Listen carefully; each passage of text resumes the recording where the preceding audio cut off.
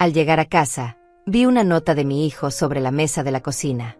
Ve a pasar el feriado en la finca vieja, mamá. Yo y mi esposa vamos a un resort de lujo en la playa. Eso decía. Así, sin más. Como si estuviera dándole órdenes a una empleada. Como si yo fuera un estorbo del que había que deshacerse por unos días para poder disfrutar en paz. Pero lo peor no fue la nota. Lo peor vino después, cuando fui hasta mi habitación y abrí la caja fuerte.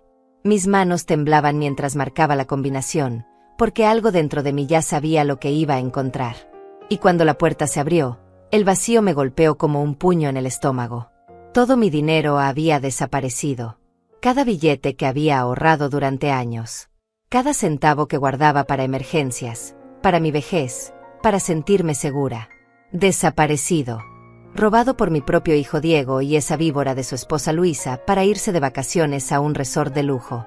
Cuando esos tortolitos regresaron de su viaje, bronceados y felices, había una sorpresa esperándolos en la puerta de la casa. Una sorpresa que jamás olvidarán. Policías, un abogado, y yo con todas las pruebas de su robo en la mano. Pero eso fue después. Primero déjenme contarles cómo llegué hasta ese punto.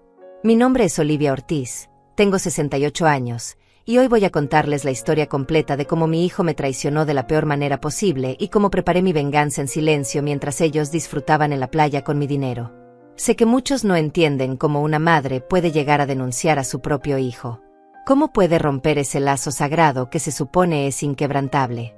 Pero cuando una es traicionada, robada, humillada y tratada como basura por la persona que crió con tanto sacrificio, ese lazo se pudre desde adentro. Y llega un momento en que o lo cortas tú, o te arrastra hasta destruirte por completo. Yo elegí cortarlo. Elegí salvarme. Y aunque el camino fue doloroso, aunque tuve que tragarme el orgullo y aceptar que mi propio hijo era un ladrón, hoy estoy aquí para decirles que fue la mejor decisión de mi vida. Pero volvamos al principio. A ese día maldito cuando todo explotó. Era un viernes por la tarde. Había salido a hacer unas compras al mercado, cosas básicas para la semana. Cuando regresé a casa, cargada con las bolsas, noté algo extraño. Un silencio demasiado pesado. Normalmente, aunque Diego y Luisa casi no me dirigían la palabra, siempre había ruido. La televisión encendida, música, conversaciones. Pero ese día, nada. La casa estaba vacía. Dejé las compras en la cocina y fue ahí donde vi la nota. Un papel común, con la letra descuidada de Diego. Ni siquiera se había molestado en decírmelo en persona. Simplemente dejó esa nota como si yo fuera una niña a quien se le dan instrucciones y ya. Ve a pasar el feriado en la finca vieja, mamá. La finca vieja.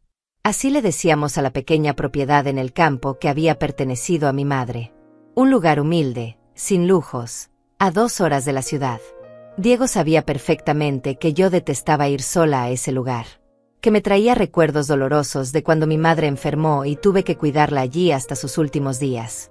Pero a él no le importaba.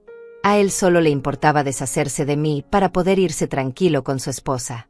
Sentí la rabia subiéndome por la garganta, pero respiré hondo. Ya estaba acostumbrada al desprecio.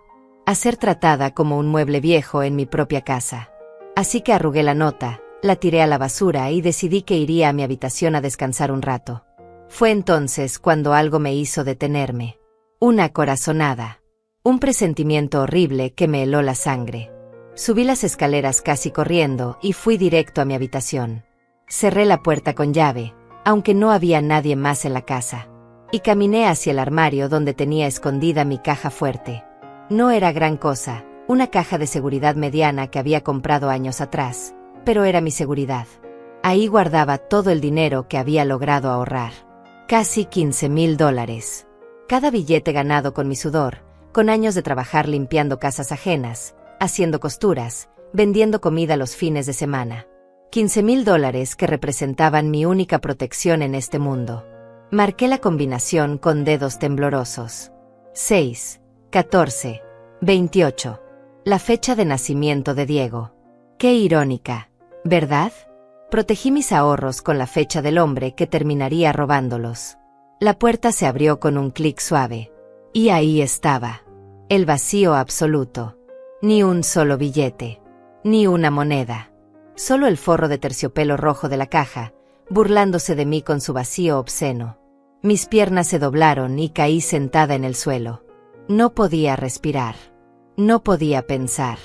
Solo podía mirar ese espacio vacío y sentir cómo mi mundo se desmoronaba.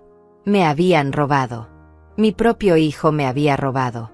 Había entrado a mi habitación, había abierto mi caja fuerte y había vaciado hasta el último centavo para irse de vacaciones con su esposa. No lloré en ese momento. El shock era demasiado grande para las lágrimas. Solo me quedé ahí sentada en el piso de mi habitación, sosteniendo esa caja fuerte vacía, tratando de procesar la magnitud de la traición. ¿Cómo había abierto la caja? La respuesta era obvia y me dolió aún más. Yo, como la tonta que fui, le había dado la combinación hace años. Le dije que era por si algún día me pasaba algo, para que supiera dónde estaban mis ahorros. Para que pudiera usarlos en caso de emergencia.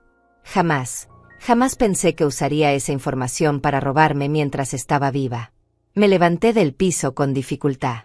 Mis rodillas crujieron, mi espalda protestó, pero el dolor físico no era nada comparado con el desgarramiento que sentía en el pecho.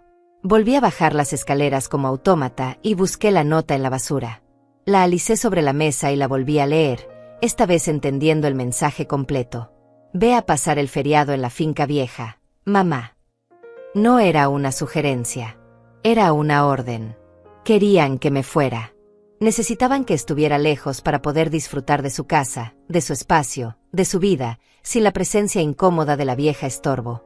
Y de paso, aprovecharían para gastarse mi dinero en un resort de lujo en la playa. Un resort de lujo. Con mi dinero. Mientras yo debería estar sola en esa finca vieja, probablemente sin calefacción decente, comiendo lo que hubiera, sintiéndome miserable y abandonada. Algo se rompió dentro de mí en ese momento. Algo que llevaba años agrietándose, soportando humillación tras humillación, falta de respeto tras falta de respeto. La paciencia infinita que había tenido con Diego, la comprensión, el perdón constante, todo eso se hizo pedazos como un cristal que finalmente recibe el golpe definitivo. Me senté en la mesa de la cocina y miré alrededor. Esta casa que era mía, que había comprado con el dinero del seguro de vida de mi difunto esposo. Esta casa donde los había recibido a ellos cuando Diego se casó con Luisa, porque no tenían donde vivir. Esta casa que mantuve, limpié, cuidé durante años mientras ellos vivían como reyes sin pagar un centavo de renta. Y así me pagaban. Robándome. Echándome. Tratándome como basura. No. Esta vez no. Esta vez no iba a tragarme el dolor y seguir adelante como si nada.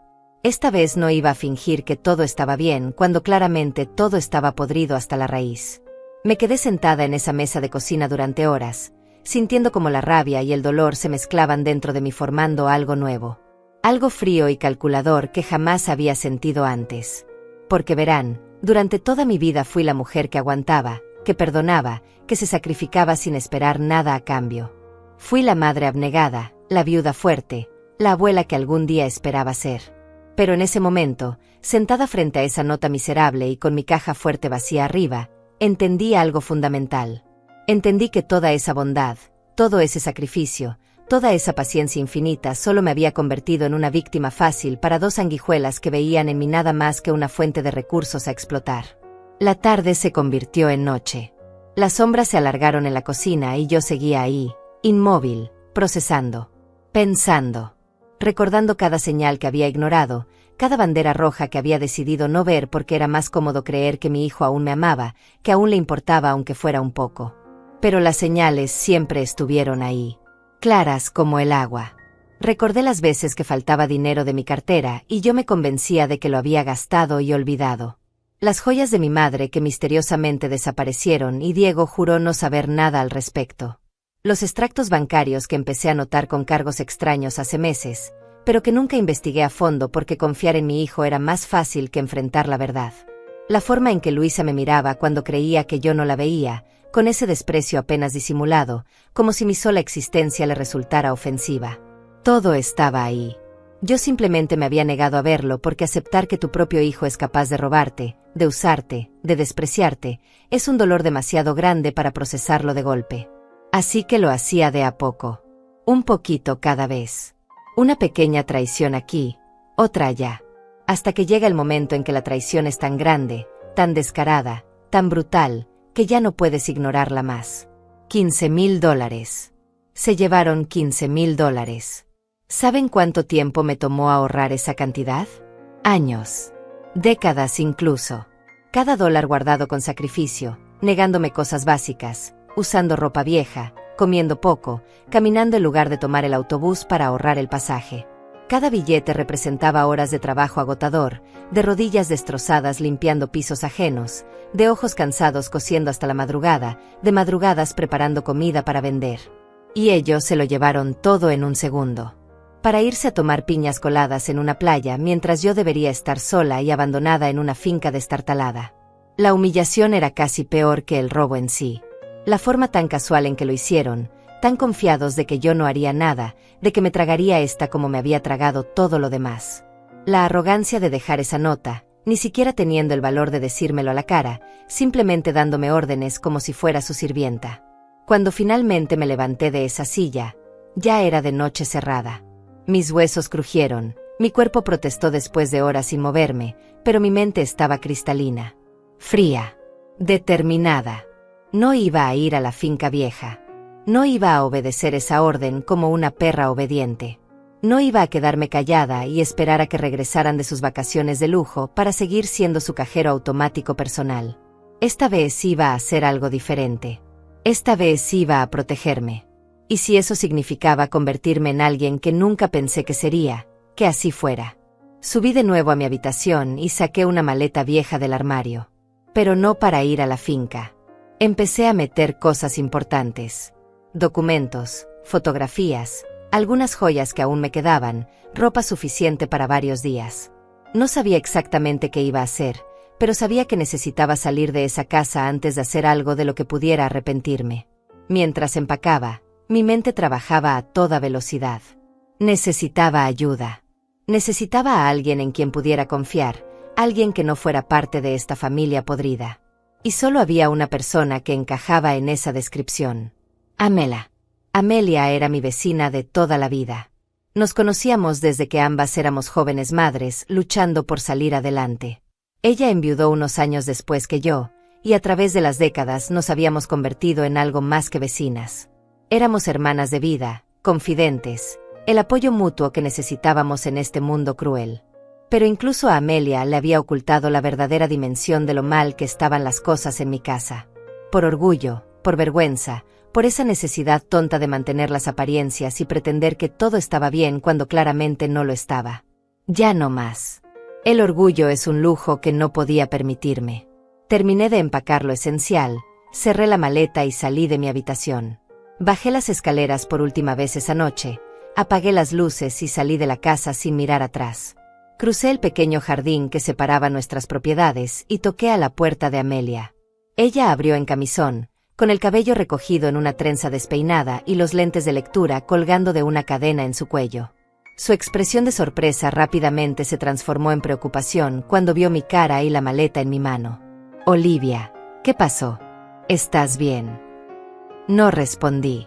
Simplemente entré a su casa cuando ella se hizo a un lado, dejé caer la maleta en el suelo de su sala y por fin, me permití llorar. Las lágrimas vinieron como una tormenta que había estado conteniendo durante horas.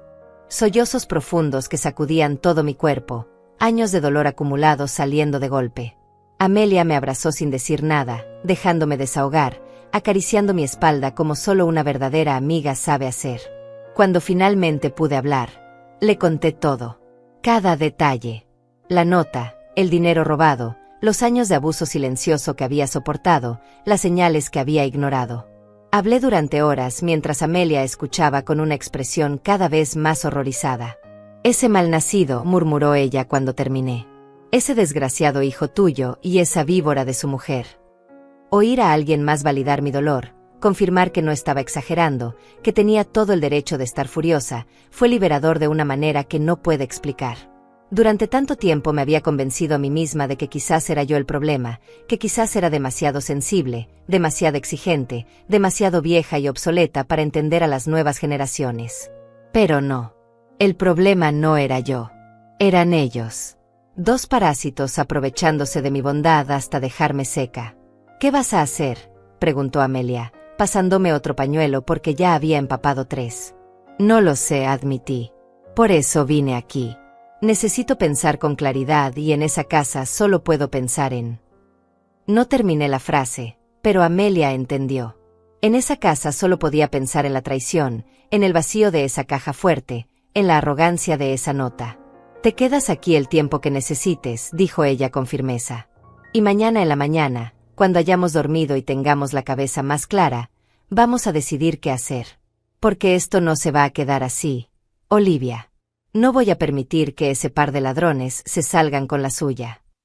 Me quedé en casa de Amelia esa noche, durmiendo en su cuarto de huéspedes, aunque dormir es un decir generoso. Pasé la mayor parte de la noche mirando el techo, dándole vueltas y vueltas a todo en mi cabeza. A la mañana siguiente desperté con los ojos hinchados y un dolor de cabeza terrible, pero también con algo que no había sentido en años. Claridad. Por primera vez en mucho tiempo, veía mi situación exactamente como era, sin los filtros del amor maternal, sin las excusas que siempre inventaba para justificar el comportamiento de Diego, sin la negación que me había mantenido atrapada en ese ciclo de abuso. Amelia ya estaba despierta cuando bajé a la cocina. Había preparado café fuerte y pan tostado, y me recibió con un abrazo silencioso que me dio fuerzas para enfrentar el día. Necesitamos hacer un plan, dijo ella mientras me servía café.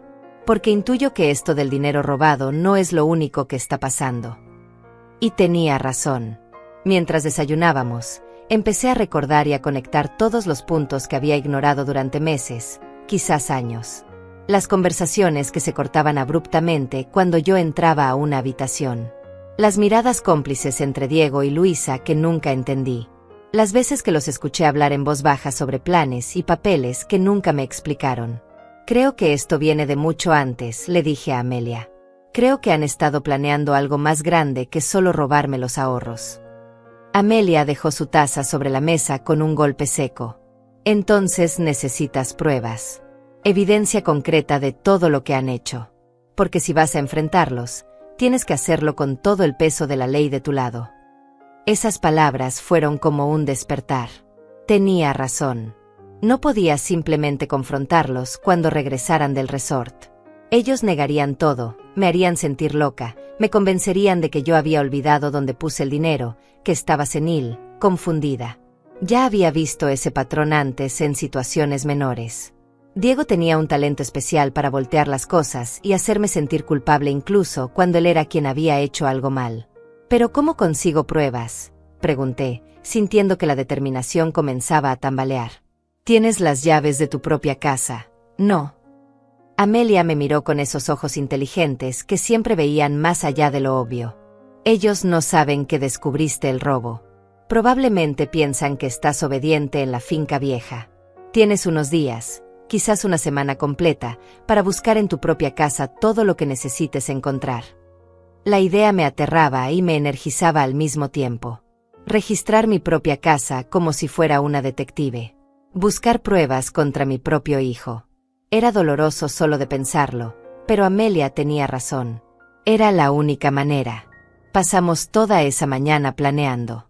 Amelia, que había trabajado durante años como asistente legal antes de retirarse, sabía exactamente qué tipo de evidencia sería útil. Me hizo una lista de cosas que debía buscar. Extractos bancarios, documentos firmados, cualquier cosa que mostrara movimientos de dinero sospechosos. Correos electrónicos o mensajes impresos. Facturas de cosas que ellos habían comprado con mi dinero. Cualquier documento relacionado con la casa o mis propiedades. Y si encuentras algo que sugiera que están planeando internarte o quitarte la casa, eso es oro puro, agregó Amelia. Porque entonces no es solo robo. Es abuso de anciano, fraude, quizás hasta intento de apropiación indebida. Cada palabra que decía me dolía porque confirmaba mis peores sospechas. Pero también me daba poder. Conocimiento. Una ruta de acción clara. Esa tarde, armada con la lista de Amelia y mi determinación recién encontrada, regresé a mi casa. El camino desde la puerta de Amelia hasta la mía nunca me había parecido tan largo. Cada paso se sentía pesado, cargado de significado. Estaba cruzando una línea. Una vez que entrara a esa casa a buscar pruebas contra mi propio hijo, no habría vuelta atrás. Metí la llave en la cerradura y entré. La casa estaba exactamente como la había dejado. Silenciosa, vacía, llena de recuerdos que ahora me parecían envenenados. Cerré la puerta detrás de mí y me quedé parada en el recibidor, respirando hondo, preparándome mentalmente para lo que estaba a punto de hacer. Empecé por la habitación de Diego y Luisa. Siempre había respetado su privacidad, nunca entraba ahí sin tocar primero, pero ahora esas cortesías se habían acabado. Ellos habían violado mi espacio, habían entrado a mi habitación, habían abierto mi caja fuerte. Ya no les debía ningún tipo de consideración. La habitación estaba impecable. Demasiado impecable. La cama perfectamente tendida, todo en su lugar, como si quisieran dejar la imagen de orden perfecto antes de irse. Abrí el primer cajón de la cómoda de Luisa. Ropa interior, medias, nada importante. El segundo cajón, suéteres doblados con precisión militar. El tercero, ahí fue donde encontré el primer tesoro. Sobres. Muchos sobres. Y dentro, facturas. Facturas de restaurantes carísimos que nunca había visitado. Recibos de tiendas de ropa de marca que jamás podría pagar. Y lo más revelador, extractos de una tarjeta de crédito que no reconocí. Una tarjeta a nombre de Luisa, pero con un historial de gastos que hacían que se me revolviera el estómago. $12,000 en compras durante los últimos 6 meses. Joyas, ropa, zapatos, cenas, hoteles de fin de semana. Todo cargado a una tarjeta que, según descubrí al revisar más a fondo, tenía como aval mi casa. Mi casa. Habían usado mi propiedad como garantía para obtener una línea de crédito que usaban para vivir como ricos. Las manos me temblaban mientras fotografiaba cada documento con mi teléfono celular viejo. Amelia me había enseñado cómo hacerlo esa mañana, asegurándose de que las imágenes quedaran claras y legibles. Cada foto era una puñalada en el corazón, pero también una pieza más del rompecabezas que estaba armando. Seguí buscando. En el armario, detrás de las cajas de zapatos caros que seguramente habían comprado con dinero que no era suyo, encontré una carpeta. Una carpeta azul claro que contenía documentos que me helaron la sangre. Eran folletos de residencias para ancianos. Lugares baratos, de mala muerte, con nombres deprimentes y fotografías tristes de viejos abandonados en sillas de ruedas. Y pegado a uno de los folletos con un clip, había una nota escrita a mano por Luisa. Este es el más barato, solo $800 al mes. Una vez que esté ahí, podemos vender la casa sin problema. Tuve que sentarme en el piso. Las piernas no me sostenían. Ahí estaba, negro sobre blanco, la confirmación de mis peores miedos. No solo me estaban robando. Estaban planeando deshacerse de mí por completo. Encerrarme en algún asilo horrible y vender mi casa, la casa que compré con el seguro de vida de mi esposo, la casa donde había criado a Diego, donde cada rincón tenía un recuerdo de mi vida. Las lágrimas rodaban por mis mejillas mientras fotografiaba esos documentos. Pero estas lágrimas eran diferentes a las de la noche anterior. No eran lágrimas de tristeza pura. Eran lágrimas de rabia. De una furia tan profunda que me quemaba por dentro. Seguí registrando la habitación con manos temblorosas pero determinadas. Encontré más cosas. Recibos del resort de playa donde estaban ahora mismo, disfrutando. 5 días, 4 noches, todo incluido en un lugar de 5 estrellas. $4,200.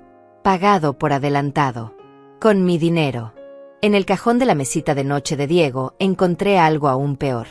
Su chequera personal. La abrí y revisé los talones de los cheques ya usados. Y ahí estaba, negro sobre blanco, la evidencia de más robos. Cheques hechos a su nombre, con cantidades que coincidían exactamente con retiros misteriosos que había notado en mi cuenta bancaria meses atrás. Había sido él. Durante meses, quizás más de un año, Diego había estado haciendo cheques a su nombre desde mi cuenta. Pequeñas cantidades al principio, 200 aquí, 300 allá. Nada tan grande como para que yo lo notara inmediatamente, pero suficiente como para que, sumado, representara miles de dólares robados. Mi propio hijo. El niño que cargué en mi vientre. El bebé que amamanté.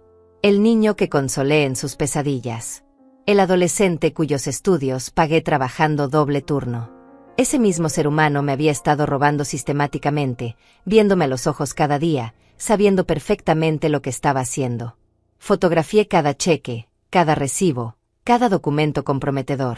Mis dedos se movían con precisión mecánica mientras mi cerebro procesaba la magnitud de la traición.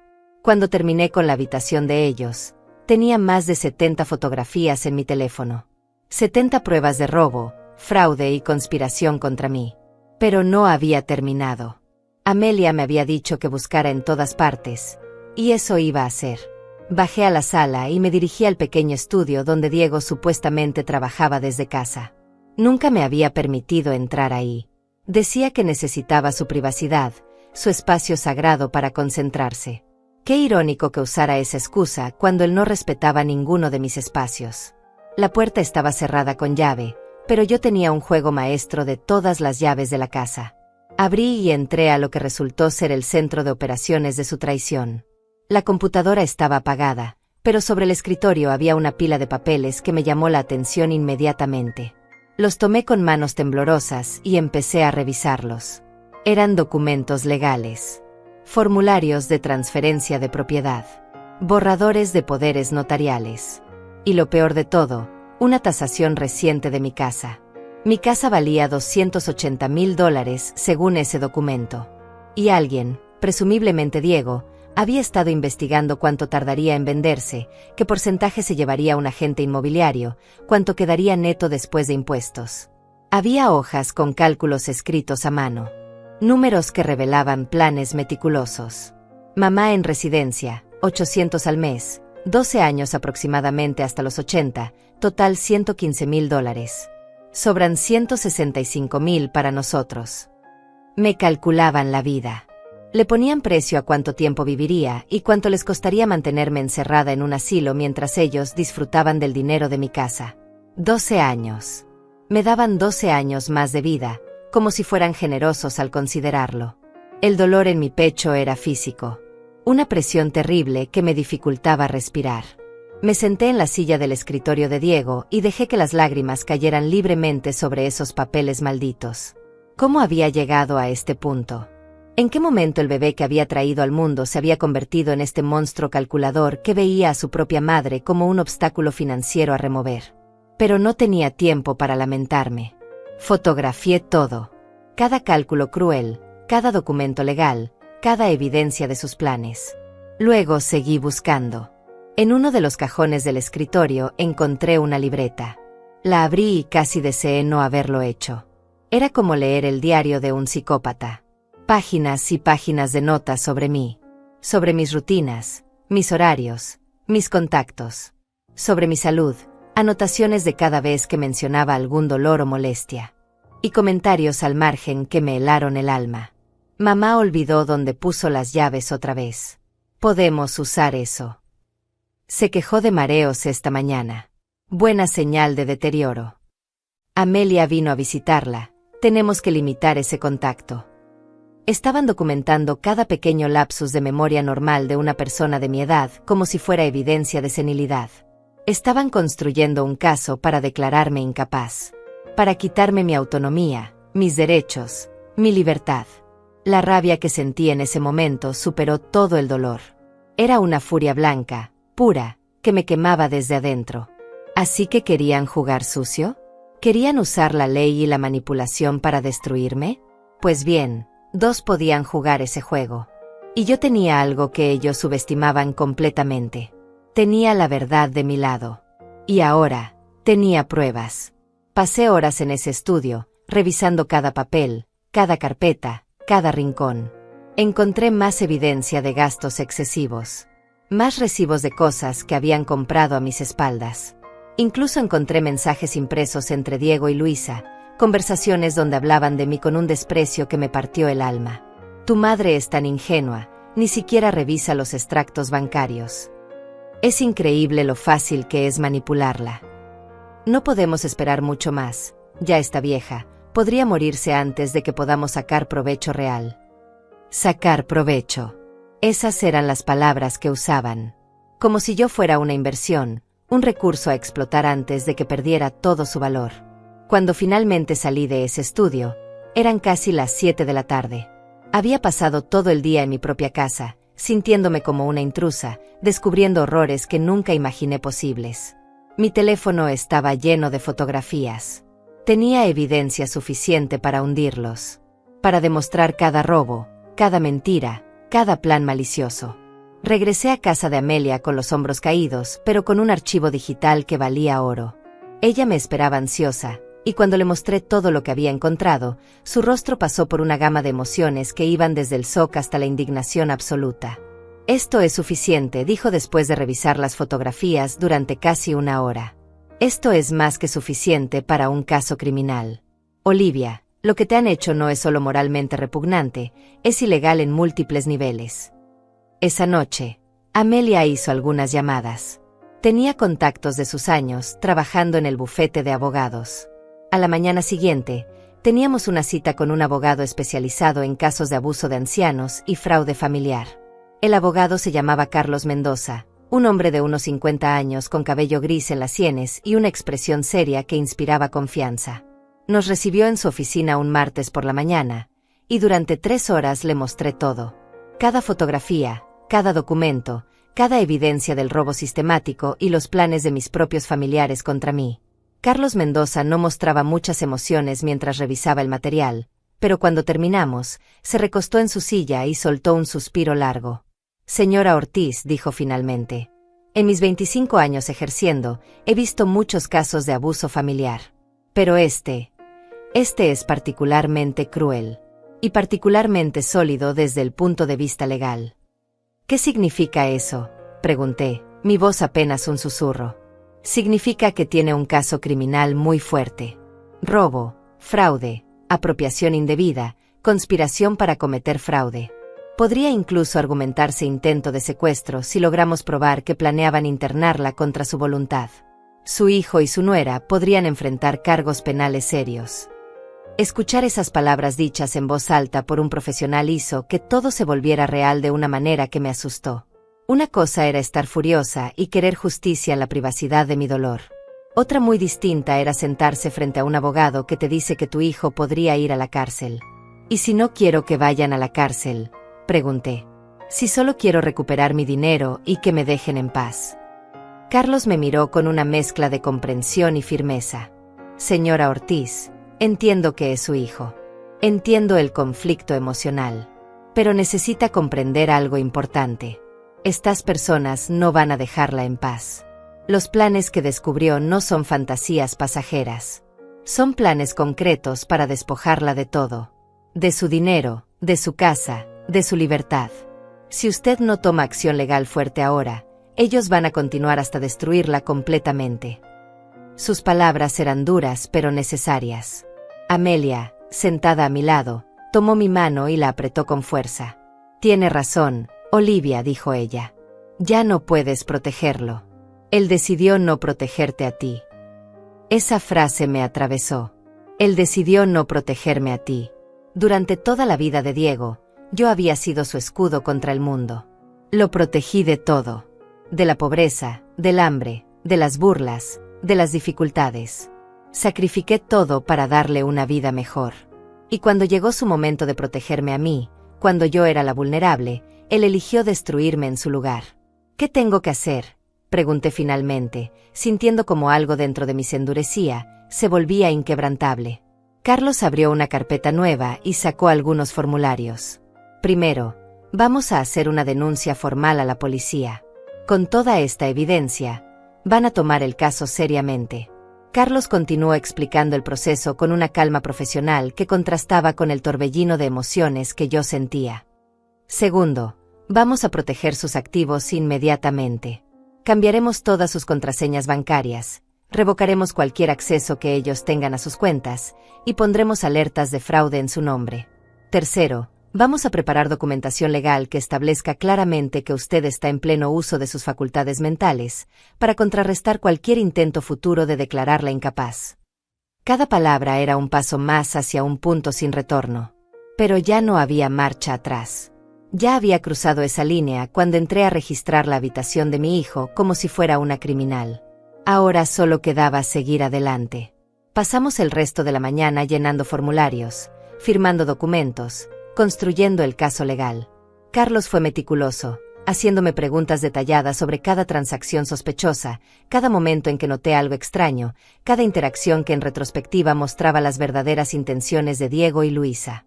Cuando salimos de esa oficina cerca del mediodía, yo ya no era solo una madre traicionada. Era una demandante, una víctima con representación legal. Y eso cambiaba todo. Ahora viene la parte difícil, dijo Amelia mientras caminábamos hacia su auto. Tienes que esperar. Esperar a que regresen del resort, sin que sospechen nada. Tenía razón. Diego y Luisa volverían en 4 días.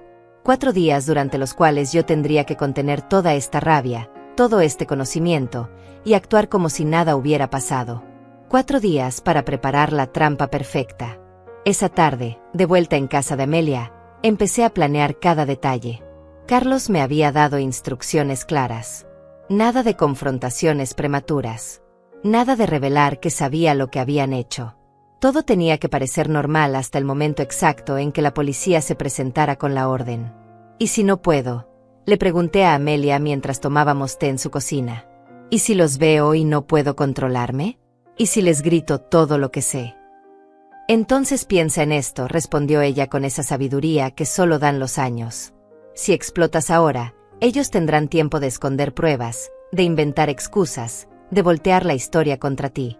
Pero si esperas, si dejas que regresen confiados de que se salieron con la suya, cuando caiga el martillo va a ser mucho más contundente. Tenía razón. La venganza requería paciencia. Y después de tantos años soportando humillación tras humillación, unos pocos días más de silencio no me matarían. Los siguientes días fueron los más extraños de mi vida. Volví a mi casa como si nada, siguiendo las recomendaciones de Carlos. Mantuve mis rutinas normales. Salía al mercado, limpiaba, cocinaba. Para cualquier vecino que pasara, yo era solo Olivia de siempre, la señora tranquila que vivía en la casa de la esquina. Pero por dentro, era una tormenta contenida. Cada noche regresaba a casa de Amelia a dormir porque no soportaba estar sola en ese lugar lleno de mentiras. Y cada noche repasábamos el plan, verificando que todo estuviera en orden. Carlos trabajó rápido. En 2 días había preparado toda la documentación necesaria para la denuncia policial. Había contactado con un detective especializado en fraude familiar. Había organizado evaluaciones médicas que certificaran mi competencia mental. Había bloqueado mis cuentas bancarias y abierto nuevas en un banco diferente donde transferimos el poco dinero que me quedaba. También descubrimos algo más. Revisando mis extractos bancarios de los últimos 2 años con lupa, Carlos encontró retiros y transferencias sospechosas que sumaban mucho más que los $15,000 que robaron del cofre. En total, Diego y Luisa me habían robado cerca de $35,000 durante los últimos 18 meses. $35,000. Casi todo lo que había ahorrado durante mi vida adulta entera. Se lo habían llevado poco a poco, pensando que yo era demasiado tonta o demasiado vieja para darme cuenta. El jueves por la noche, un día antes de que Diego y Luisa regresaran, recibí una llamada de Carlos. Todo está listo, señora Ortiz. Mañana por la tarde, cuando ellos lleguen a la casa, habrá 2 oficiales de policía y yo esperándolos. Tenemos la orden judicial. Tenemos la documentación completa del caso. Lo único que necesito de usted es que esté ahí. ¿Tengo que estar ahí?, pregunté, sintiendo que el estómago se me revolvía. Es su derecho, y francamente, es importante. Ellos necesitan ver que usted no está siendo manipulada, que esto es su decisión, que usted está en control. En control. Qué concepto tan extraño después de tantos años, sintiéndome completamente sin control sobre mi propia vida.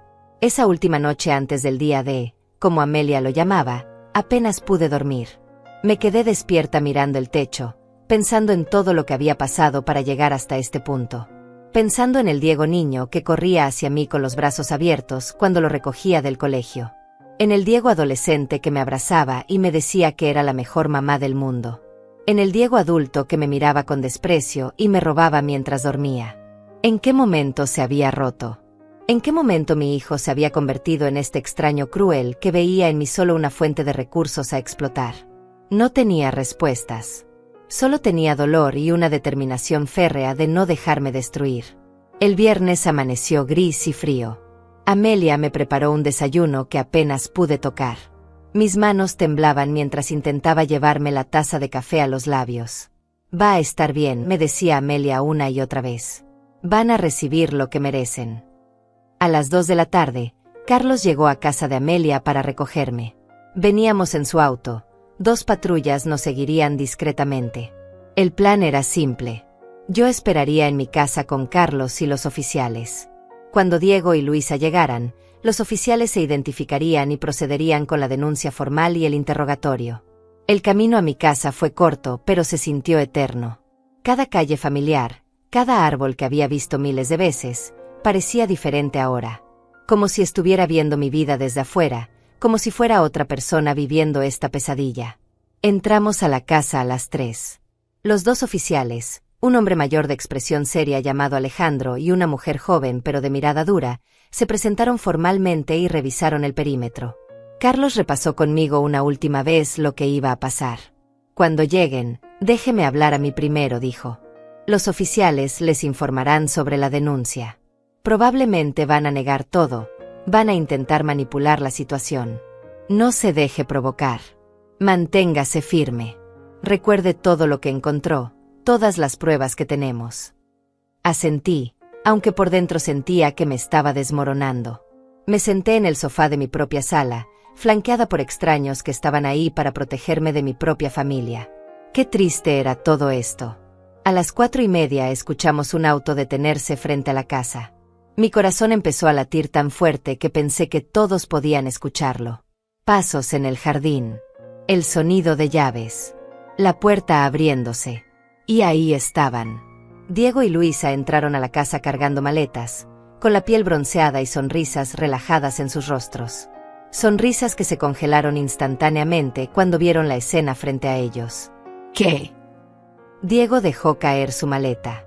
Sus ojos iban de mí a los oficiales a Carlos, tratando de procesar lo que estaba viendo. Luisa fue más rápida en reaccionar. Su expresión cambió de shock a furia en segundos. ¿Qué está pasando aquí? ¿Quiénes son estas personas? El oficial Alejandro dio un paso adelante, sacando su identificación. Soy el oficial Alejandro Ruiz. Ella es la oficial Patricia Morales. Estamos aquí en relación a una denuncia formal presentada por la señora Olivia Ortiz contra ustedes dos por múltiples cargos de robo, fraude y apropiación indebida. El silencio que siguió a esas palabras fue tan denso que podría cortarse con un cuchillo. Diego se había quedado completamente pálido, su bronceado reciente haciendo que la palidez de su rostro se viera aún más dramática. Luisa, por otro lado, recuperó la compostura con una velocidad impresionante. Esto es ridículo, dijo con voz cortante. ¿De qué están hablando? Somos su familia, vivimos aquí, cuidamos de ella. Cuidamos. La palabra salió de mi boca antes de que pudiera detenerla. Toda la rabia contenida durante días amenazaba con desbordarse. ¿Llamas cuidar robarme $35,000? ¿Llamas cuidar planear encerrarme en un asilo para quedarte con mi casa? Diego finalmente encontró su voz. Mamá, ¿de qué hablas? No te robamos nada. Estás confundida, probablemente olvidaste dónde pusiste el dinero. Ahí estaba. Exactamente la táctica que había predicho. Hacerme parecer senil, confundida, incompetente. Pero esta vez no iba a funcionar. Carlos se adelantó, abriendo su maletín y sacando una carpeta gruesa. Señor Ortiz, señora Luisa, soy Carlos Mendoza, abogado de la señora Olivia Ortiz. Tengo aquí documentación completa de cada transacción fraudulenta, cada retiro no autorizado, cada cheque falsificado, y evidencia física de sus planes para internar a mi clienta contra su voluntad y apropiarse de su propiedad. Luisa soltó una carcajada nerviosa. Esto es una locura. Diego, tu madre está senil. Alguien la está manipulando, probablemente este abogado buscando sacarle dinero. Nadie me está manipulando, dije, poniéndome de pie. Mis piernas temblaban, pero mi voz salió firme. Encontré todo, Luisa. Encontré los recibos del resort que pagaron con mi dinero. Encontré los extractos de la tarjeta de crédito con mi casa como aval. Encontré tus notas sobre asilos baratos y tus cálculos de cuántos años me quedaban de vida. Encontré todo. La máscara de Luisa comenzó a resquebrajarse. Sus ojos se movieron rápidamente, buscando una salida, una explicación plausible. Diego simplemente se quedó ahí parado, con la boca abierta como un pez fuera del agua. «Enséñenmelo entonces», exigió Luisa, recuperando algo de su arrogancia. «Si tienen tantas pruebas, muéstrenlas». La oficial Patricia se acercó a ella. «Eso se hará en la estación de policía durante su declaración formal. Por ahora, necesito que ambos nos acompañen para responder algunas preguntas». «Nos están arrestando». La voz de Diego sonó como la de un niño asustado. «No están bajo arresto en este momento», explicó el oficial Alejandro. «Pero tienen la obligación de acompañarnos para hacer sus declaraciones. Si se niegan, entonces sí procederemos con el arresto». Luisa volteó hacia Diego con furia en los ojos. «Esto es tu culpa. Te dije que tu madre era más astuta de lo que pensábamos. Te dije que no deberíamos tomar todo el dinero de una vez». «Mi culpa». Diego la miró incrédulo. ¿Quién fue la que insistió en el resort de 5 estrellas? ¿Quién dijo que ella nunca se daría cuenta? Y ahí estaban. Ni siquiera intentaban negar lo que habían hecho. Se estaban culpando mutuamente frente a los oficiales, frente al abogado, frente a mí. Era patético y revelador al mismo tiempo. Carlos sacó su teléfono y comenzó a grabar. Para el registro, están admitiendo que tomaron dinero de la cuenta de la señora Ortiz sin su permiso. Luisa se dio cuenta demasiado tarde de lo que habían revelado. «No estamos admitiendo nada. Diego, cállate. No digas nada más». Pero Diego ya estaba desmoronándose. Las lágrimas comenzaron a rodar por sus mejillas mientras me miraba. «Mamá, lo siento. No queríamos que llegara tan lejos. Solo necesitábamos el dinero. Tenemos tantas deudas, y tú tienes la casa, tienes ahorros. Pensamos que podrías compartir». «Compartir». La palabra salió como un grito de mi garganta. ¿Llamas robar, compartir?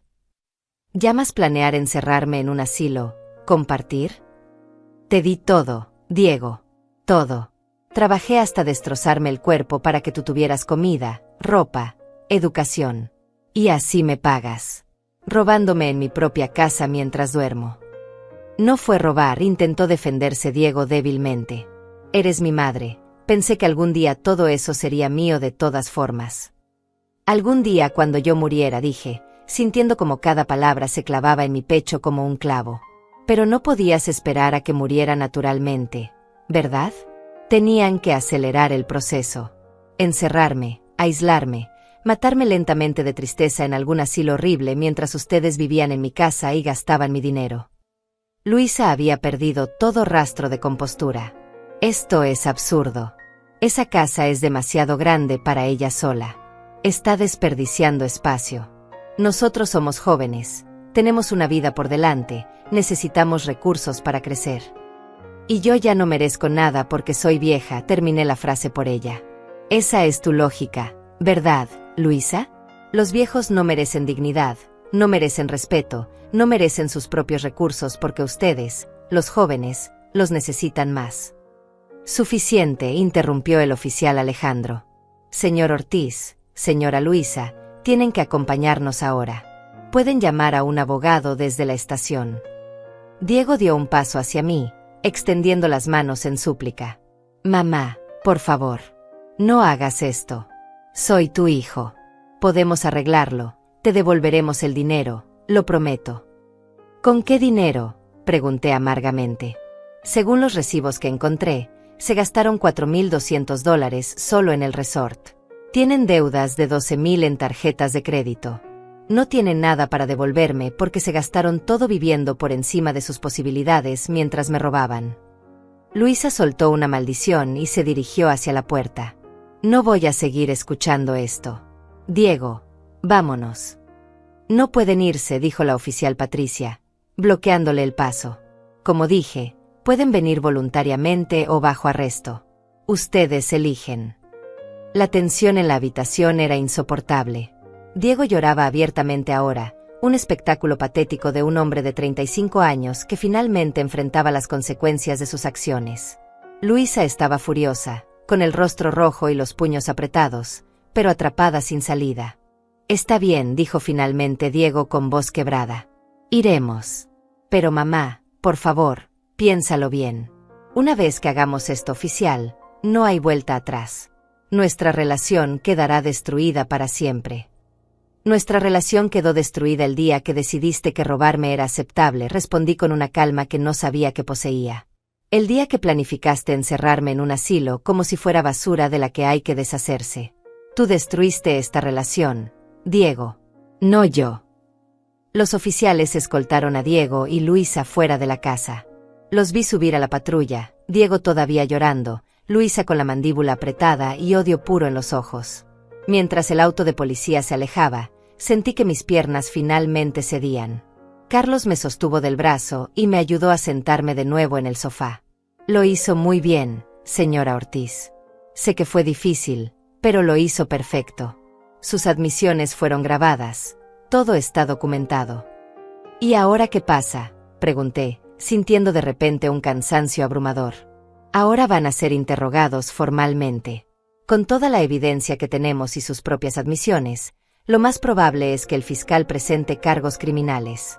Podrían enfrentar entre 2 y 5 años de prisión por fraude y robo agravado, más las restituciones que tendrán que pagarle. 5 años. Mi hijo podría pasar 5 años en prisión por lo que me hizo. Debería sentir satisfacción, justicia, pero lo único que sentía era un vacío profundo. ¿Se arrepiente?, preguntó Carlos suavemente, leyendo mi expresión. No, respondí después de un momento. No me arrepiento de denunciarlos. Me arrepiento de que fuera necesario. Me arrepiento de haber criado a un hijo capaz de esto. Pero no me arrepiento de protegerme. Carlos asintió con comprensión. Es una distinción importante. Y para el registro, hizo lo correcto. Si no hubiera actuado, ellos habrían continuado hasta dejarla sin nada. Los días que siguieron fueron un borrón de declaraciones policiales, reuniones con Carlos y evaluaciones médicas. El fiscal asignado al caso, un hombre eficiente llamado José Ramírez, revisó toda la evidencia y confirmó lo que Carlos había predicho. Los cargos serían múltiples y serios. Robo agravado, fraude, apropiación indebida, falsificación de documentos y abuso financiero de un adulto mayor.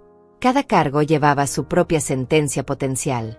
Mientras tanto, Diego y Luisa quedaron en libertad bajo fianza, pero con una orden de restricción que les prohibía acercarse a mí o a mi propiedad. Tuvieron que buscar dónde quedarse, probablemente con algún familiar de Luisa, porque ya no tenían acceso a mi casa. La noticia se esparció por el vecindario como pólvora. Los vecinos que me conocían desde hacía décadas no podían creer lo que había pasado. Algunos venían a visitarme con expresiones de lástima que me irritaban profundamente. No quería lástima. Otros, como Amelia, me mostraban un respeto renovado, una admiración por haber tenido el coraje de defender mis derechos incluso contra mi propia sangre. Pero no todo era apoyo. Algunas personas, especialmente las más tradicionales, me criticaban abiertamente. ¿Cómo puede una madre hacer eso a su hijo? La familia es sagrada, deberías perdonar. Los está destruyendo por dinero, ¡qué vergüenza! Cada comentario era una puñalada, pero ya había aprendido a endurecer mi corazón. Esas personas no sabían nada de lo que había vivido. No sabían lo que era descubrir que tu propio hijo te había estado robando sistemáticamente. No sabían lo que era leer con tus propios ojos cómo calculaban cuánto tiempo te quedaba de vida para poder quedarse con tus bienes. Una semana después de la denuncia, recibí una llamada de un número desconocido. Dudé antes de contestar, pero algo me hizo responder. Mamá. Era Diego. Su voz sonaba ronca, destrozada. No deberías estar llamándome, dije inmediatamente. Hay una orden de restricción. Lo sé, pero necesito hablar contigo. Por favor. Solo 5 minutos. Debí colgar. Era lo correcto, lo legal. Pero una parte de mí, esa parte maternal que nunca muere completamente sin importar cuánto te hieran, necesitaba escuchar qué tenía que decir. 5 minutos, accedí. Mamá, lo siento mucho. Sé que no es suficiente, sé que no arregla nada, pero necesitaba que lo supieras. Me odio por lo que te hice. No sé en qué me convertí. Luisa y yo, nos hundimos en deudas, y en lugar de ser honestos contigo, en lugar de pedirte ayuda, decidimos tomar lo que queríamos. Fue cobarde y cruel y lo siento. Esperé que continuara, sin decir nada. Luisa me dejó, continuó Diego después de un silencio. Cuando vio que no había forma de salir de esto, que íbamos a enfrentar cargos criminales, simplemente hizo sus maletas y se fue. Pidió el divorcio. Dijo que ella no iba a arruinar su vida por mi culpa, que yo fui quien tuvo la idea de robar de la caja fuerte. Por supuesto que lo hizo. Luisa era una rata abandonando un barco que se hunde. Había visto eso venir desde el principio. Perdí todo, mamá. A Luisa, la casa, mi trabajo se enteró del escándalo y me despidieron. No tengo dinero para un buen abogado. El defensor público dice que con toda la evidencia que tienen, lo mejor es declararnos culpables y negociar una sentencia reducida. ¿Y quieres que yo te ayude?, pregunté, incrédula. Después de todo lo que me hiciste, ¿llamas para pedirme ayuda? No, respondió rápidamente. No te estoy pidiendo ayuda. Solo quería que supieras que lo siento. Que entiendo por qué hiciste lo que hiciste. Y que no te culpo. Merezco todo lo que me está pasando. Las lágrimas comenzaron a rodar por mis mejillas. Oír a mi hijo, mi bebé, admitir su culpa de esa manera me partía el alma de una forma diferente a todo el dolor anterior. Ojalá las cosas hubieran sido diferentes, dije finalmente. Ojalá me hubieras pedido ayuda cuando la necesitabas en lugar de robarme. Ojalá me hubieras tratado como tu madre en lugar de como un obstáculo. Pero no lo hiciste. Y ahora ambos tenemos que vivir con las consecuencias de tus decisiones. Lo sé, susurró Diego. Solo quería que supieras que lo siento. ¿Y qué parte de mí entiende que hiciste lo que tenías que hacer para protegerte? Colgué el teléfono sin decir adiós. Me quedé sentada en el sofá, sosteniendo el teléfono en mi regazo, llorando por el hijo que había perdido. Porque incluso con su disculpa, incluso con su arrepentimiento aparente, sabía que nuestra relación estaba muerta. No había forma de reconstruir la confianza que se había roto tan completamente. El juicio fue rápido. Como el defensor público había predicho, tanto Diego como Luisa se declararon culpables a cambio de sentencias reducidas. Diego recibió 3 años de prisión con posibilidad de libertad condicional después de 2. Luisa, quien argumentó que había sido coaccionada por Diego, recibió 2 años de libertad condicional y servicio comunitario, además de la obligación de pagar su parte de la restitución. La restitución. El juez ordenó que me pagaran los $35,000 que habían robado, más daños e intereses, totalizando $42,000. El problema era que ninguno de los dos tenía ese dinero. Diego iría a prisión sin un centavo. Luisa tendría que trabajar durante años para pagar su parte mientras vivía prácticamente la pobreza bajo supervisión judicial. La ironía era amarga. Habían destruido sus vidas intentando robar mi dinero, y al final no solo no se quedaron con nada, sino que quedaron endeudados y destruidos. No fui al juicio el día de la sentencia. No podía. No podía ver a mi hijo parado frente a un juez, siendo sentenciado a prisión. Carlos me representó y me mantuvo informada de todo. Cuando me llamó para darme la noticia de las sentencias, me encontró llorando en casa de Amelia. ¿Se arrepiente de haberlo denunciado?, preguntó Amelia, abrazándome. No, respondí entre sollozos. Me arrepiento de que fuera necesario. Me arrepiento de haber criado a alguien capaz de hacerme lo que me hizo. Pero no me arrepiento de haberme protegido. Si no lo hubiera denunciado, ahora estaría encerrada en algún asilo horrible mientras ellos vivían en mi casa. Al menos así recuperé mi vida, mi dignidad, mi libertad. Y era verdad. Porque mientras Diego enfrentaba su sentencia y Luisa lidiaba con las consecuencias de sus acciones, yo estaba reconstruyendo mi vida. Carlos me había ayudado a asegurar todas mis finanzas. Cambié todos los códigos, todas las contraseñas, reorganicé mis cuentas bancarias de manera que nadie más que yo tuviera acceso. También tomé una decisión importante. No quería seguir viviendo en esa casa. Cada rincón me recordaba la traición, el dolor, los años de abuso silencioso que había soportado. Necesitaba un nuevo comienzo. Le conté mi decisión a Amelia una tarde mientras tomábamos café en su jardín. Quiero vender la casa, dije. Quiero empezar de nuevo en algún lugar donde nadie me conozca, donde no tenga que ver las miradas de lástima o juicio de los vecinos. Donde pueda ser solo Olivia, no la señora que denunció a su hijo. Amelia me miró con tristeza pero comprensión. Te voy a extrañar terriblemente, pero entiendo. Después de todo lo que pasaste, mereces paz. ¿Tienes idea de dónde quieres ir? La costa, respondí, sorprendiéndome a mí misma con la claridad de mi decisión. Siempre quise vivir cerca del mar. Toda mi vida trabajé y me sacrifiqué por otros. Ahora quiero hacer algo solo por mí. Algo que me haga feliz. Esa misma semana contacté a un agente inmobiliario. Le expliqué que necesitaba vender rápido. La casa estaba en buen estado, en una zona deseable. Él me aseguró que no sería problema encontrar compradores. Tenía razón. En menos de 3 semanas tuve una oferta sólida. Una familia joven con 2 niños que veían en la casa el hogar perfecto para criar a sus hijos. La ironía no se me escapó. Otra familia llena de esperanza y amor ocuparía el espacio donde mi propia familia se había podrido desde adentro. La venta de la casa se procesó con una rapidez sorprendente. En 6 semanas había cerrado el trato por $280,000. Después de pagar la comisión del agente, los impuestos y algunos gastos de cierre, me quedaron $255,000 limpios. Más dinero del que había tenido en toda mi vida. Dinero que era completamente mío, protegido en cuentas que solo yo podía tocar. Mientras esperaba que se completara el papeleo de la venta, empecé a empacar. Fue un proceso doloroso y liberador al mismo tiempo. Cada objeto que guardaba en una caja traía recuerdos. Algunos buenos, la mayoría ahora envenenados por la traición. Las fotos de Diego niño me hacían llorar. Ese bebé sonriente que sostenía en brazos no tenía nada que ver con el hombre que me había robado. ¿Dónde se había torcido todo? ¿En qué momento perdí al hijo que amaba y gané a un extraño capaz de destruirme? Doné la mayoría de los muebles. No quería cargar con cosas que me recordaran ese lugar. Empaqué solo lo esencial. Ropa, algunos objetos personales de valor sentimental, las joyas de mi madre que afortunadamente Diego y Luisa no habían logrado vender, documentos importantes, y fotografías de épocas más felices. Amelia me ayudó durante todo el proceso. Lloramos juntas mientras empacábamos, recordando décadas de amistad, de vivir una al lado de la otra, de ser el apoyo mutuo en los momentos difíciles. No es un adiós permanente, le prometí. Vas a venir a visitarme a la costa.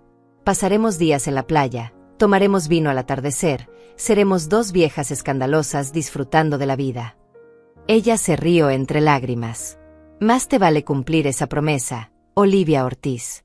Porque si desapareces y me dejas sola con estos vecinos chismosos, voy a ir a buscarte y arrastrarte de vuelta. Mientras empacaba, también recibí noticias sobre Diego y Luisa.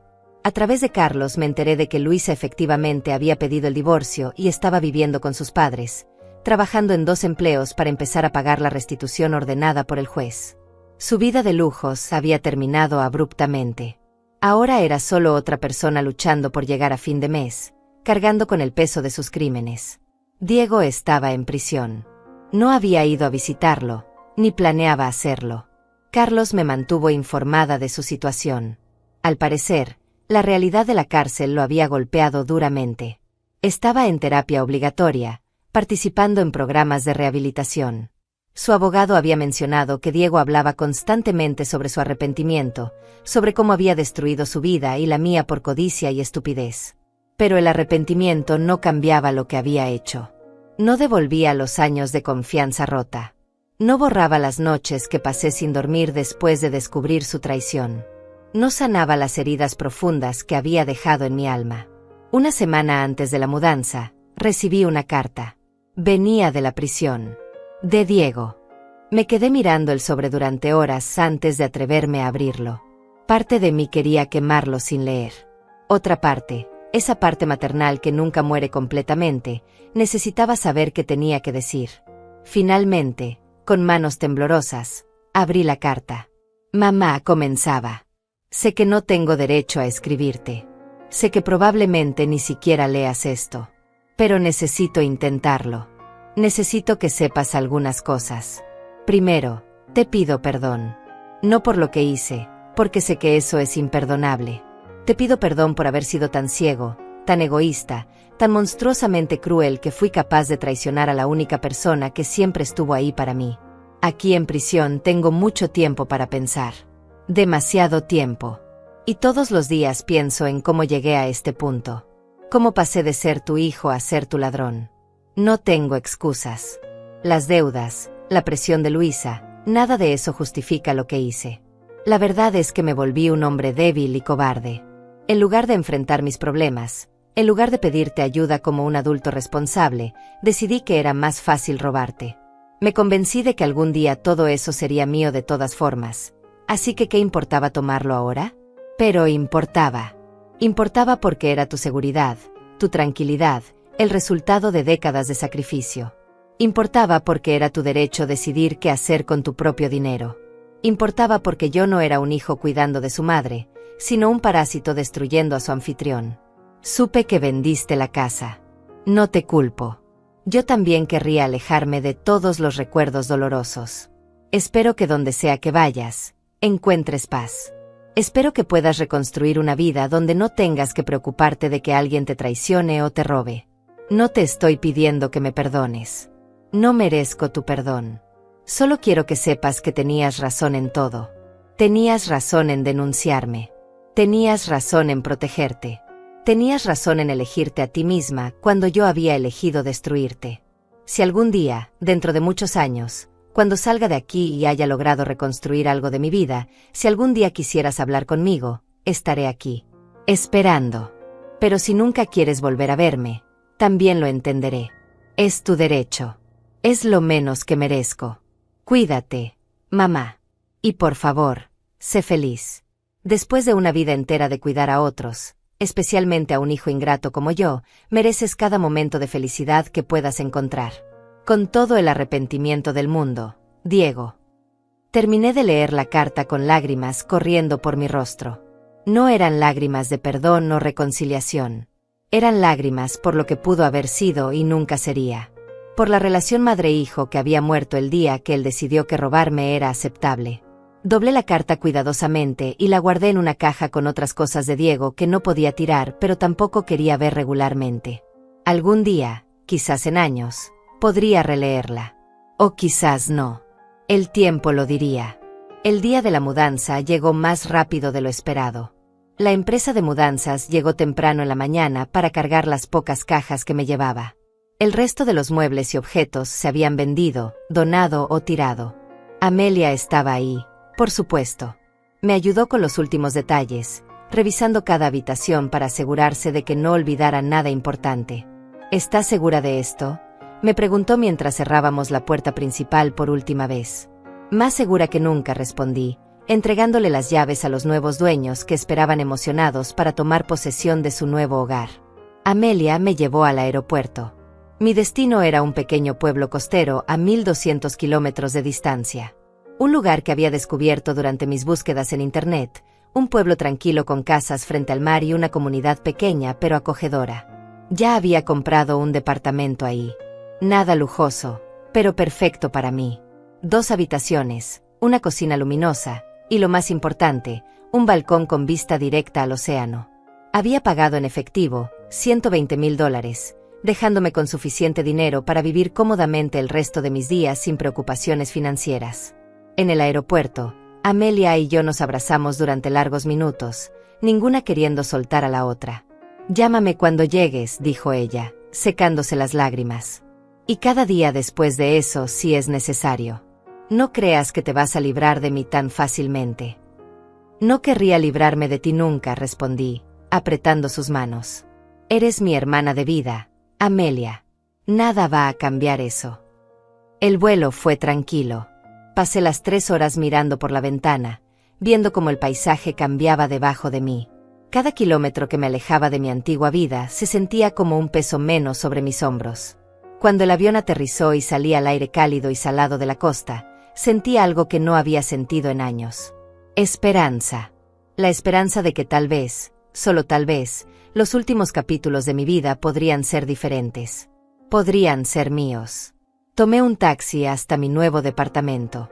El conductor era un hombre mayor y hablador que me contó sobre el pueblo, sobre los mejores lugares para comer, sobre la comunidad de jubilados que se reunía cada semana en el centro comunitario.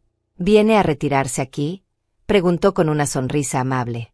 «Algo así», respondí. «Vengo a empezar de nuevo». Él asintió como si entendiera perfectamente. Muchos vienen aquí por eso. Este pueblo tiene algo especial. Te da espacio para sanar. Cuando llegamos al edificio y vi el océano extendiéndose infinito frente a mí, supe que había tomado la decisión correcta. Los primeros días en mi nuevo departamento fueron de ajuste. Desempacar las pocas pertenencias que había traído, organizar los muebles nuevos que había comprado, acostumbrarme a los sonidos diferentes. Ya no escuchaba el tráfico constante de la ciudad, sino el ritmo eterno de las olas rompiendo contra la costa. Ya no tenía vecinos ruidosos al otro lado de la pared, sino el canto de las gaviotas y el susurro del viento marino. Cada mañana me despertaba temprano, preparaba café y salía al balcón a ver el amanecer sobre el océano. Era un ritual simple, pero me llenaba de una paz que no había conocido en décadas. No había nadie exigiéndome nada. No había nadie planeando robarme o usarme. Solo estaba yo, el mar, y un futuro completamente abierto. Poco a poco fui integrándome a la comunidad local. El pueblo era pequeño, apenas 5.000 habitantes, la mayoría jubilados o personas que habían elegido una vida más tranquila lejos de las grandes ciudades. Había una panadería a 2 cuadras donde compraba pan fresco cada mañana. La dueña, una mujer llamada Catalina de aproximadamente mi edad, pronto se volvió amiga. «¿Eres nueva aquí, verdad?», me preguntó el tercer día que entré a su panadería. «Sí», respondí. «Acabo de mudarme hace una semana». «Bienvenida entonces», dijo con una sonrisa genuina. «Aquí somos una comunidad pequeña pero unida. Si necesitas algo, solo pregunta». Esa calidez, esa disposición a aceptarme sin hacer preguntas sobre mi pasado, era exactamente lo que necesitaba. Nadie aquí sabía sobre Diego, sobre el robo, sobre la denuncia. Para ellos yo era simplemente Olivia, una señora que había decidido pasar sus años dorados junto al mar. Me uní al grupo de jubilados que se reunía cada miércoles en el centro comunitario. Jugábamos cartas, compartíamos comidas, contábamos historias. Algunos hablaban de sus hijos y nietos con orgullo. Yo escuchaba y sonreía, pero nunca mencionaba a Diego. Cuando me preguntaban sobre mi familia, simplemente decía que estaba sola, y nadie presionaba más. Una tarde, sentada en el malecón viendo el atardecer, conocí a Julieta. Era una mujer de unos 70 años, con cabello completamente blanco y ojos brillantes llenos de vida. Se sentó a mi lado sin pedir permiso y empezó a hablar como si fuéramos viejas amigas. «Los atardeceres aquí nunca dejan de sorprenderme», dijo, señalando el cielo teñido de naranjas y rosas. «Llevo 10 años viviendo en este pueblo y cada uno es diferente». «Es hermoso», concordé. «Viniste huyendo de algo, ¿verdad?», preguntó de repente, mirándome directamente a los ojos. La pregunta me tomó por sorpresa. «¿Por qué dices eso?». «Porque todos los que llegan aquí están huyendo de algo», respondió con una sonrisa triste. «Yo huí de un matrimonio abusivo que duró 40 años. Mi vecino Juan huyó de hijos que solo lo buscaban por dinero. La señora del apartamento de arriba huyó de una ciudad donde todos la juzgaban por divorciarse a los 60. Este pueblo está lleno de refugiados, Olivia. Personas que decidieron que merecían paz aunque eso significara dejar atrás todo lo conocido». Sus palabras me golpearon profundamente. No estaba sola en mi historia. No era la única que había tenido que tomar decisiones difíciles para protegerse. «Mi hijo me robó», dije de repente, sorprendiéndome a mí misma con la confesión. «Y lo denuncié a la policía. Por eso estoy aquí». Julieta asintió como si no fuera nada extraordinario. «¿Te arrepientes?». «De denunciarlo, no. De que fuera necesario, sí». «Esa es la respuesta correcta», dijo ella, tomando mi mano. «El arrepentimiento verdadero sería quedarte callada y dejar que te destruyeran. Viniste aquí porque elegiste vivir. Eso no es algo de que avergonzarse, es algo de que estar orgullosa». Esa conversación con Julieta marcó un punto de inflexión. Dejé de sentir que tenía que esconder mi historia. Dejé de sentir vergüenza por haber denunciado a mi propio hijo. Había hecho lo que tenía que hacer para sobrevivir, y eso era suficiente. Los meses pasaron y mi nueva vida tomó forma. Establecí rutinas que me daban estructura y propósito. Caminatas matutinas por la playa, café en la panadería de Catalina, tardes leyendo en mi balcón, miércoles con el grupo de jubilados, domingos explorando pueblos cercanos. También retomé viejos hobbies que había abandonado durante años de cuidar a otros. Empecé a pintar otra vez, algo que no hacía desde que Diego era niño. Mis pinturas eran simples, paisajes marinos principalmente, pero me daban alegría. Algunas las regalaba, otras las guardaba. No importaba la calidad, importaba el proceso, la paz que sentía mientras el pincel se deslizaba sobre el lienzo. Amelia cumplió su promesa de visitarme. Vino por una semana completa 3 meses después de mi mudanza. Lloró cuando vio mi departamento, cuando vio lo tranquila y en paz que me veía. «Te ves diferente», me dijo la primera noche mientras tomábamos vino en mi balcón. «Te ves libre». Y tenía razón. Por primera vez en décadas, me sentía verdaderamente libre. Libre del peso de expectativas que nunca podría cumplir. Libre de la culpa que había cargado por años, sintiendo que nunca era suficiente como madre. Libre del miedo constante de ser traicionada otra vez. Durante esa semana, Amelia y yo hablamos sobre todo. Sobre Diego, sobre su vida en prisión, sobre Luisa que seguía luchando con sus pagos de restitución. Amelia me contó que algunos vecinos del antiguo barrio todavía hablaban del escándalo, pero que ella siempre me defendía. «Les digo que hiciste lo correcto», me contó. «Que cualquiera en tu situación hubiera hecho lo mismo». Algunos entienden, otros siguen con su mentalidad de que la familia es sagrada sin importar qué. Pero esos no importan. También me dio noticias que no sabía si quería escuchar. Diego había escrito varias cartas más. Amelia las había recibido porque él ya no tenía mi nueva dirección. Me las trajo, dejándolas sobre la mesa sin presionar. «No tienes que leerlas», dijo. «Pero están ahí si algún día quieres». No las leí durante esa semana, ni durante el mes siguiente, pero estaban ahí, en un cajón de mi habitación, esperando el momento en que estuviera lista. Si es que alguna vez lo estaba. Un año después de mi mudanza, recibí una notificación legal. Diego había sido liberado en libertad condicional después de cumplir 2 años de su sentencia. La notificación me informaba que no podía contactarme sin mi permiso explícito, y que cualquier violación de esa orden resultaría en su regreso inmediato a prisión. La noticia me removió emociones que pensé que había procesado. Saber que Diego estaba libre, caminando por las mismas calles donde alguna vez vivimos juntos, me llenaba de una ansiedad que no sabía cómo manejar. Hablé con Julieta sobre eso una tarde mientras caminábamos por la playa. «¿Tienes miedo de que venga a buscarte?», preguntó. «No exactamente miedo», respondí, tratando de encontrar las palabras correctas. «Más bien, no sé cómo sentirme. Parte de mí, esa parte que nunca deja de ser madre, se pregunta cómo está, si está bien, si tiene dónde vivir. Otra parte está furiosa de que mi primer pensamiento sea preocuparme por él después de todo lo que me hizo». «Ambas partes pueden existir al mismo tiempo», dijo Julieta sabiamente. «Puedes preocuparte por su bienestar y al mismo tiempo mantener tus límites. Una cosa no cancela la otra». Tenía razón, como siempre. Porque esa era la complejidad de todo esto. Diego seguía siendo mi hijo. Eso no cambiaba por mucho que hubiera roto mi confianza.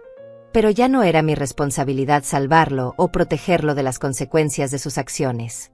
Esa era la diferencia fundamental que había aprendido. 2 años después de mudarme, estaba completamente establecida en mi nueva vida. Tenía amigas cercanas, rutinas que amaba, un hogar que era verdaderamente mío.